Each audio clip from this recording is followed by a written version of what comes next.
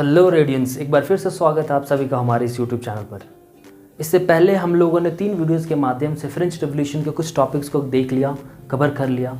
आज इस वीडियो के माध्यम से हम फ्रांस में बने सबसे पहले संविधान के कुछ फीचर्स को समझने का प्रयास करेंगे।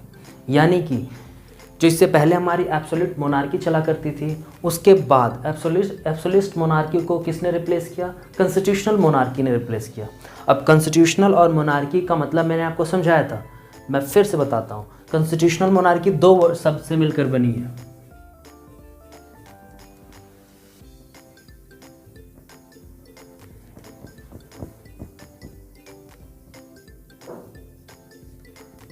एक है कॉन्स्टिट्यूशनल और एक है हमारी क्या? मोनार्की। कॉन्स्टिट्यूशनल का मतलब होता है क्या? संवैधानिक, जो चीज़ें लिखित हों, ठीक है, जो चीज़ें क्या हों हमारी आपको किसी पर्टिकुलर किताबों में कहीं जगह पर मेंशन की गई हों, अधिकारों की बात करती हों और अधिकार क्या है लोगों को देती हों। और मोनार्की का क्या मतलब हुआ आपको? राजशाही। राजशाही मतलब जो राजा जो पीढ़ी चली आ रही है एक देश में, ठीक है। जैसे आप आज के समय में अगर कॉन्स्टिट्यूशनल मोनार्की की बात करोगे तो हमारे कुछ विश्व में ऐसे देश हैं जैसे ब्रिटेन, भूटान, स्पेन जैसे देश आज भी कॉन्स्टिट्यूशनल मोनार्की को फॉलो करते हैं और बहुत ही सक्सेसफुली कॉन्स्टिट्यूशनल मोनार्की के कॉन्सेप्ट्स को वो क्या कर रहे हैं? अपने देश में इम्प्लीमेंट किए हुए हैं और अच्छे से चला रहे हैं। आगे बढ़ते हैं। आखिर इस कॉन्स्टिट्यूशनल मोनार्की की खासियतें क्या थी फ्रांस में? मैं आपको बता दूँ, फ्रांस का संविधान 1791 में बनकर तैयार हो गया था, ठीक है।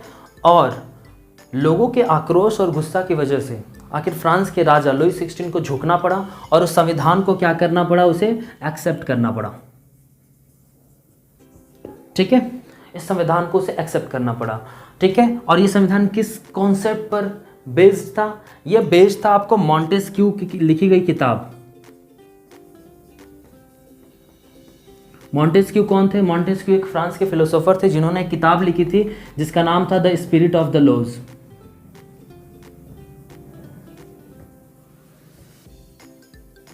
The spirit of the laws. और इसमें उन्होंने क्या समझाया था? इसमें उन्हें डिवीजन ऑफ पावर्स के कॉन्सेप्ट्स दिए थे। डिवीजन ऑफ पावर्स को हम फेडरल पावर्स भी कह सकते हैं, फेडरलिज्म भी कह सकते हैं। फेडरलिज्म में क्या होता है? हमारे पावर्स डिस्ट्रीब्यूट कर दिए जाते हैं डिफरेंट टाइप्स ऑफ क्या होता है हमारे ऑर्गन्स में। जैसे आप देखोगे कि हमारा पहला जुडिशरी, दूसरा हमारा एग्जीक्यूटिव और तीसरा हमारा लेजिस्लेचर, ठीक है। तो इस तरीके से क्या है पावर्स को डिस्ट्रीब्यूट किया जाता है।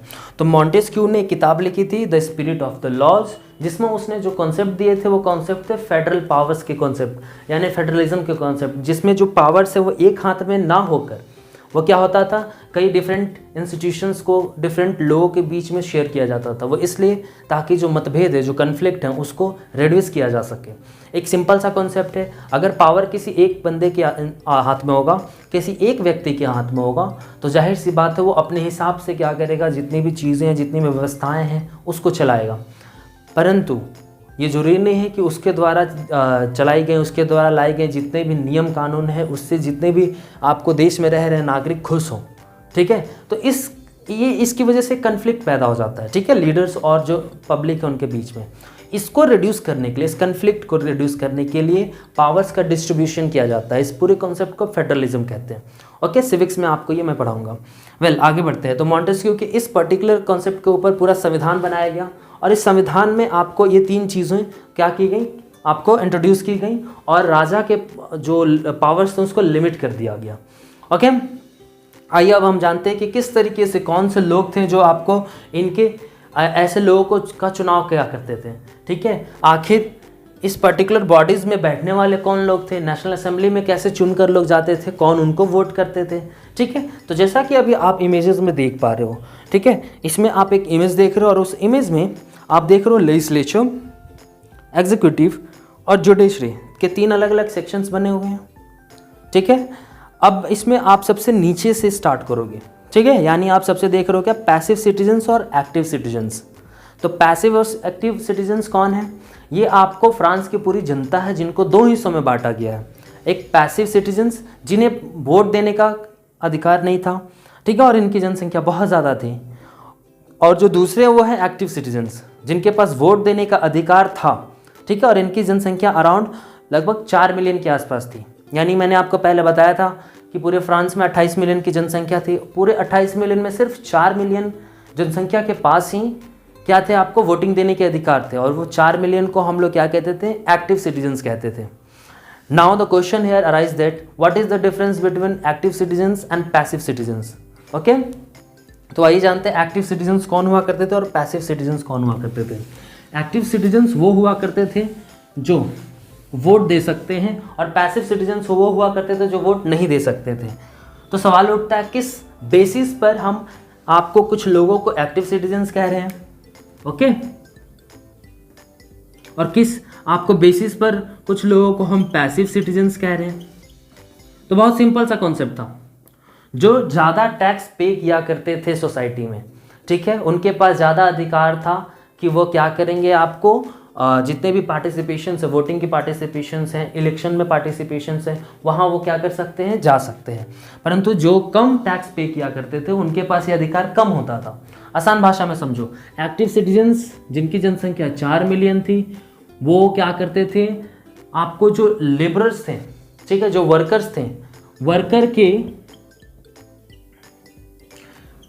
3 दिन का वेज मतलब तनख्वाह, ठीक है, एज अ क्या करेंगे, वो टैक्स पे करेंगे, ठीक है। ये एक आपको क्राइटेरिया था। दूसरा क्राइटेरिया इसमें क्या था आपको, दूसरा क्राइटेरिया था आपको इसमें कि उनकी उम्र, उनकी जो एज होनी चाहिए वो क्या होनी चाहिए, आपको 25 प्लस होनी चाहिए, 25 प्लस होनी चाहिए। अब सवाल उठता है क्या कि फ्रांस के हर एक नागरिक को, चाहे वो पुरुष हो महिला हो, सभी को क्या आपको ये वोट देने का अधिकार था? नहीं। तो इसमें सिर्फ और सिर्फ कौन थे, मेल थे। तो अभी तक हम लोगों ने 3 क्राइटेरिया देखा। अगर फ्रांस में किसी को एक्टिव सिटीजन्स बनना था तो उनको ये 3 क्राइटेरिया फॉलो करना था, ओके।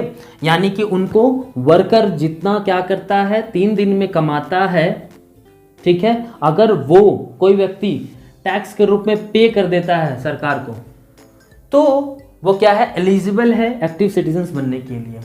दूसरी एलिजिबिलिटी क्या है कि वो पुरुष ही होना चाहिए, महिला नहीं होना चाहिए।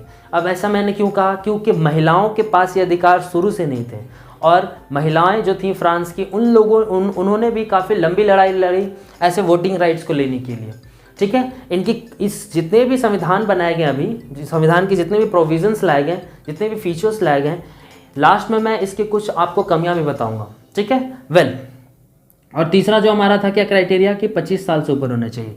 यानी वैसे पुरुष, ठीक है, जो 25 साल से ऊपर हैं और 3 दिन का वो क्या दे सकते हैं आपको, किसी भी वर्कर की जो आपको क्या है आमदनी है 3 दिन का, एज अ टैक्स पे कर सकते हैं। यानी मान लीजिए एक वर्कर जिसका नाम है ए, वो एक दिन में कितना कमाता है, 1 डे में वो कितना कमाता है, वो कमाता है 10 लिवरे, 10 लिवरे कमा रहा है वो एक दिन में, ठीक है, एज फॉर एग्जाम्पल। तो जाहिर सी बात है 3 दिन में वो कितने कमाएगा, 30 लिवरे। तो 30 लिवरे क्या होगा, आपको एज अ टैक्स पे करना होगा, 30 लिवरे आपको एज अ टैक्स पे करना होगा, तब आप एक्टिव सिटीजन्स की कैटेगरी में आ सकते हो, वोटिंग दे सकते हो। तो ये 3 क्राइटेरिया है। अब पैसिव सिटीजन्स कौन है, पैसिव सिटीजन्स में जितने भी लोअर ऑक्यूपेशन में इन्वॉल्व गरीब लोग थे, ठीक है, वो सारे के सारे पैसिव सिटीजन्स में आते थे। इनके पास वोटिंग का जो राइट था वो बिल्कुल भी नहीं था, ठीक है। यानी ये बस क्या होते थे, जो चीज़ें चल रही हैं सरकार में, किसकी बन रही है, क्या बन रही है, नहीं बन रही है, बस वो क्या है उसे देखते रहते थे, ठीक है। उसमें उनका वोटिंग का ना तो अधिकार था, ना ही वो कुछ बोल सकते थे और ना ही वो कुछ कर सकते थे, ठीक है। तो इस तरीके से हमने देखा एक्टिव और पैसिव सिटीजन्स के डिफरेंसेस क्या है, ओके। अब आइए स्क्रीन पर फिर देखते हैं। अभी जैसा कि आप स्क्रीन पर देख रहे हो, तो ये एक्टिव सिटीजन्स के पास अधिकार था कि वो इलेक्टर्स का चुनाव करें। जैसा कि अभी आप देख रहे हो, इलेक्टर्स की संख्या 50,000 के आसपास थी, ठीक है। अब इलेक्टर्स कौन बनते थे पैसिव सिटीजन्स में से, तो मैंने आपको सिंपल सा फॉर्मूला बता दिया कि जो ज़्यादा टैक्स पे करेगा वो क्या होगा, इलेक्शन लड़ भी सकता है और वोट भी दे सकता है, ठीक है। अगर आपको वोट देना है तो आपको इतने टैक्स पे करने होंगे, अगर आपको इलेक्शन लड़ना है तब उससे ज़्यादा आपको टैक्स पे करना होगा। तो इसी तरीके से हम नीचे से ऊपर की ओर अभी जाएंगे, समझ में आ रहा है, यानी वर्टिकल वे में हम क्या कर रहे हैं, बढ़ेंगे।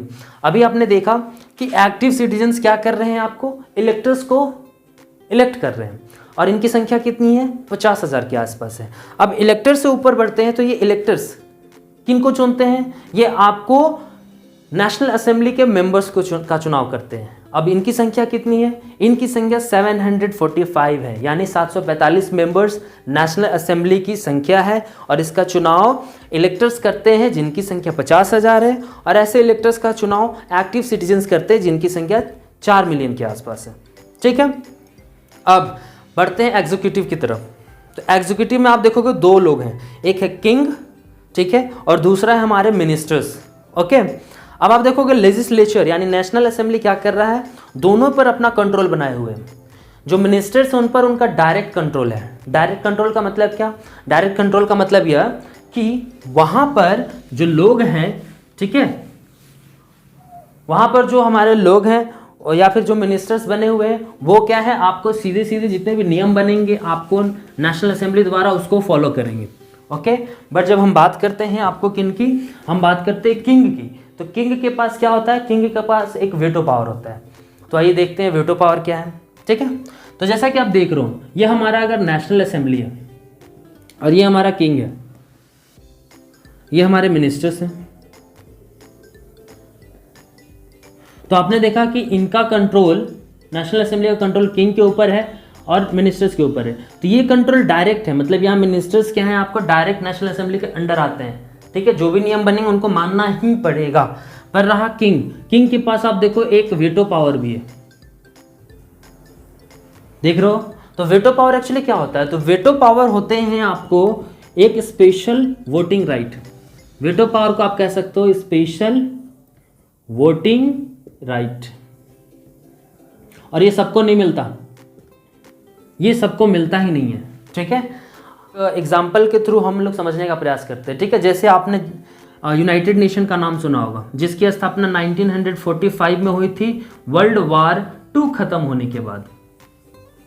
ठीक है, यूनाइटेड नेशन की स्थापना 1945 में द्वितीय विश्व युद्ध खत्म होने के बाद हुई थी। अब क्या जानना है, हम वेटो पावर को इसके साथ क्यों रिलेट कर रहे हैं? तो मैं बता दूं, यूएन में अराउंड 196 के आसपास कंट्रीज हैं। ठीक है, कुछ ऑफिशियली रजिस्टर्ड हैं, कुछ आपको अभी भी नहीं है, जैसे 193 आपको ऐसे बताए जाते हैं कि ऑफिशियल मेंबर्स हैं। ठीक है, और कुछ कंट्रीज अभी भी ऑफिशियल मेंबर नहीं है, पर उनके नाम आपको जुड़े हुए हैं इनके साथ। अब यूएन में इतने कंट्रीज में से 5 ऐसे देश है जिनके पास वेटो पावर है। ओके, वेटो पावर वाले जितने भी कंट्रीज उसमें आपको मिलेंगे फ्रांस, ठीक है, यूएस, रसिया, चाइना और यूके। ये 5 देश आपको हैं जिनके पास वेटो पावर है। अब ये लोग क्या करते हैं, मान लीजिए यूनाइटेड नेशन में कोई एक प्रस्ताव लाया गया कि आपको एक नया बिल लाया गया, ठीक है, और उस बिल को पास कराने के लिए वोटिंग की गई। ठीक है, उस वोटिंग में मान लीजिए आपको सारे देश क्या है, तैयार हैं कि हाँ ये वोटिंग ये होनी चाहिए, पर इसमें से कोई एक भी देश खड़ा होकर कहता है कि नहीं होनी चाहिए। ठीक है, तो वो पूरा का पूरा प्रस्ताव, वो पूरा का पूरा प्रोविजन ही कैंसिल हो जाएगा, वो अब आगे बढ़ेगा नहीं, वहीं पर खत्म हो जाएगा। ठीक है, एक बिल लाया गया कि चलिए आसान भाषा में समझते हैं, उदाहरण के थ्रू एक बिल लाया गया कि यहाँ पर पौधा लगना चाहिए, यूनाइटेड नेशन के हेडक्वार्टर में पौधा लगाना चाहिए। ठीक है, तो सारे देश मान गए कि हाँ चलिए पौधा लगाना चाहिए, परंतु उसमें से अगर इन 5 देशों के पास, जिनके पास वीटो है, अगर उन्होंने एक भी खड़ा होकर कह दिया पौधा नहीं लगेगा, तो ये जो पौधा लगाने का प्रोविजन लाया गया है, बिल लाया गया है, यही लैप्स हो जाएगा। लैप्स हो जाना मतलब खत्म हो जाना, अब उसके बाद उसके ऊपर कोई बात ही नहीं होगी। तो वेटो पावर का इस तरीके से क्या होता है, पावर होता है, यानी कि इनके पास कुछ ऐसे अधिकार होते हैं जो इनके इंटरेस्ट को सेव करते हैं, इनके इंटरेस्ट को बचाते हैं। सेम पैटर्न पर राजा के पास भी क्या था, वेटो पावर था, जो इनके क्या करते थे, इंटरेस्ट की रक्षा किया करते थे, इनके इंटरेस्ट की रक्षा किया करते थे, इनके इंटरेस्ट को वो बचा कर रखा करते थे। अब आप सवाल पूछोगे फिर कॉन्स्टिट्यूशनल मोनार्की होने का क्या फायदा? इसमें यह कि राजा क्या है, एब्सोल्यूट नहीं है। एब्सोल्यूट मतलब कि राजा का जो इंटरेस्ट होगा वो भी इंटरेस्ट क्या है, बहुत ज़्यादा एब्सोल्यूट नेचर का नहीं हो सकता, कठोर नहीं हो सकता। तो राजा को फ्लेक्सिबल होना होगा और राजा को क्या करना होगा, लोगों के साथ खड़ा होना ही होगा। वेटो पावर थे, परंतु वेटो पावर का क्या था, आपको बहुत ज़्यादा भी आपको कह सकते हैं एब्सोल्यूट नेचर में वो यूज़ नहीं कर सकता था। ठीक है। तो आशा करता हूँ ये वीटो पावर का कॉन्सेप्ट आपको क्लियर हुआ होगा। चलिए आगे बढ़ते हैं। तो ये हमारे लेजिस्लेचर थे और एग्जीक्यूटिव थे। अब आइए जुडिशरी की तरफ। जैसा कि अब आप इमेज में देख रहे हो, तो जुडिशरी को डायरेक्ट क्या करते थे, जो एक्टिव सिटीजन्स जिनकी संख्या 4 मिलियन के आसपास थी, वो डायरेक्ट इनका चुनाव करते थे। ओके, इनके पास जो भी हमारे क्या थे, आपको वोटिंग राइट्स थे, उसकी मदद से डायरेक्ट जुडिशरी का चुनाव होता था। ठीक है, इसमें कोई आपको मेडिएटर्स का चुनाव नहीं करना पड़ता था। समझ पा रहे हो? ठीक है। आगे बढ़ने से पहले मैं आपको बता दूं कि इस पूरे संविधान की शुरुआत जो है आपको आपको देख रहे हो, जैसा कि अभी आप इमेज में देख रहे हो, declaration of the rights of man and citizens के साथ होती है। ठीक है। अब ये क्या था, जैसे आपके देश में आपके संविधान में एक प्रियम्बल आप देखते हो, ठीक है, जो क्या है, आपको एक कहा जाता है क्या, identity card of the Indian constitution. ठीक है, यानी आप ऐसा कह सकते हो फ्रंट पेज है हमारे संविधान का। बिल्कुल वैसे ही आपको एक पेज तैयार किया गया फ्रांस की जो संविधान है उसके लिए, जिसको कहा गया declaration of the rights of the main and the citizens. Okay, इसमें क्या क्या चीज़ें मेंशन की गई, इसमें आपको जो राइट्स मेंशन किए गए वो थे right to life, freedom and speech. Okay, फिर उसके बाद था क्या, right to freedom of opinion, equality before law.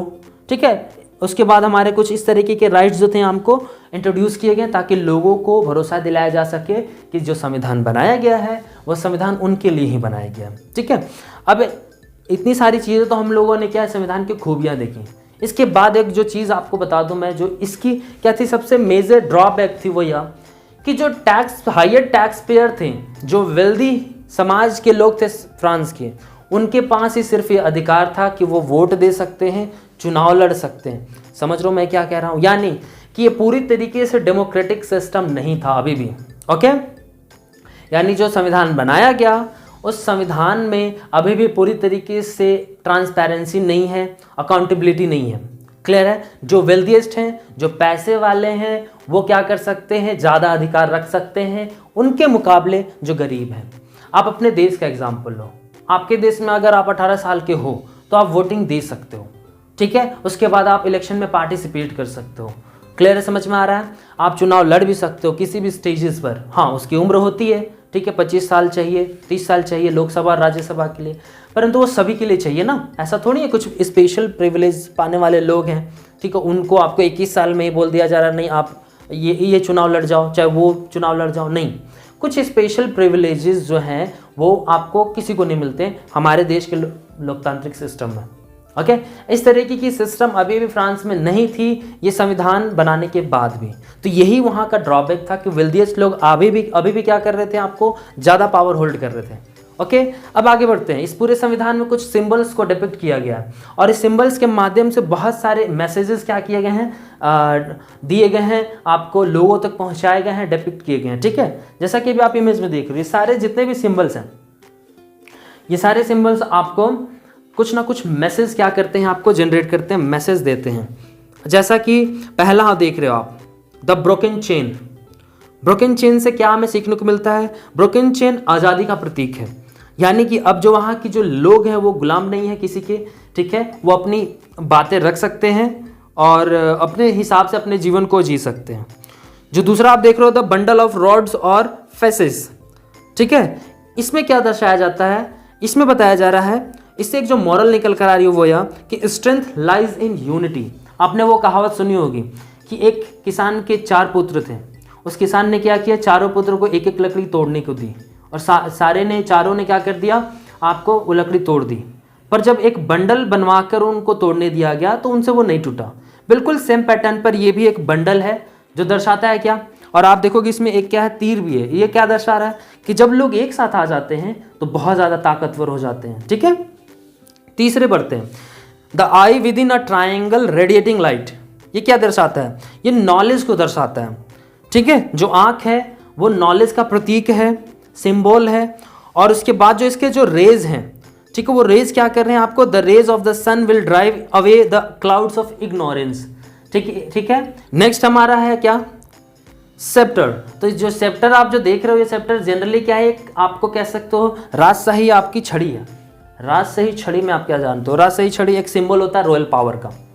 Okay, इसके बाद नेक्स्ट है हमारा स्नेक बाइटिंग। स्नेक बाइटिंग में क्या है, स्नेक बाइटिंग में आप देख रहे हो कि स्नेक का जो मुंह है वो अपने पूंछ को क्या कर रहा है, उससे जुड़ा हुआ खा रहा है उसको, चाहे आप देख सकते हो उससे वो अंदर उसके फंसा हुआ है।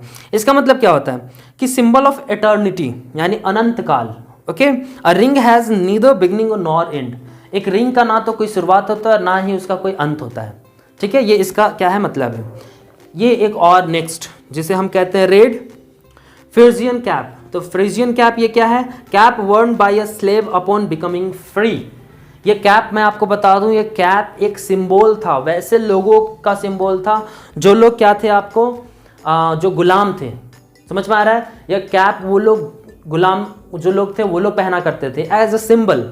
ठीक है, यह सिंबल और ये कैप क्या होता, एक तरीके से आप जान लो कि आपको जो वहाँ क्रांति चल रही थी, ठीक, उसमें भी लोगों ने काफ़ी पहना था और राजा के अगेंस्ट, अपर क्लासेस के अगेंस्ट ये एक सिंबॉलिक उन लोगों ने क्या किया था, आपको चीज़ों का इस्तेमाल किया था। नेक्स्ट हमारा ब्लू वाइट रेड। जैसा कि आपको पता है ये 3 कलर फ्रांस के झंडे का कलर है। ठीक है, और ये नेशनल कलर्स ऑफ फ्रांस भी इसे बोला जाता है, यानी फ्रांस का राष्ट्रीय रंग भी है ये। ओके, इसके बाद आप विंग्ड वुमेन देखते हो। ठीक है, विंग्ड वुमेन कौन है, ये पर्सोनिफिकेशन ऑफ द लॉ है। पर्सोनिफिकेशन का क्या मतलब समझते हो, पर्सोनिफिकेशन का मतलब क्या, किसी भी चीज का मानवीकरण करना।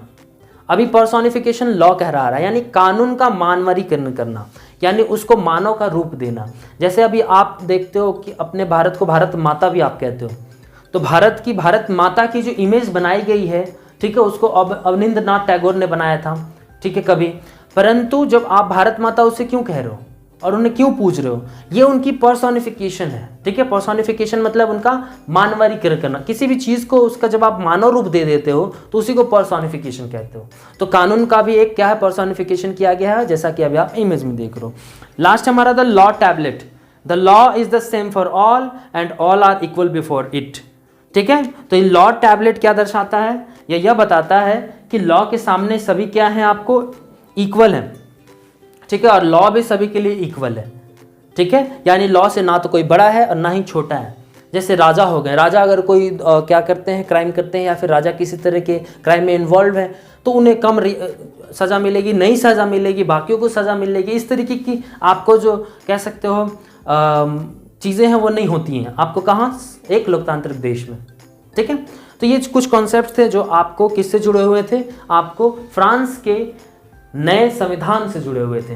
ओके, तो कॉन्स्टिट्यूशनल मोनार्की को अभी तक हम लोगों ने डिस्कस किया इस पूरे वीडियो में, और अगले वीडियो में हम नेक्स्ट टॉपिक के साथ आपके साथ मिलेंगे। तब तक के लिए बहुत बहुत धन्यवाद। जय हिंद।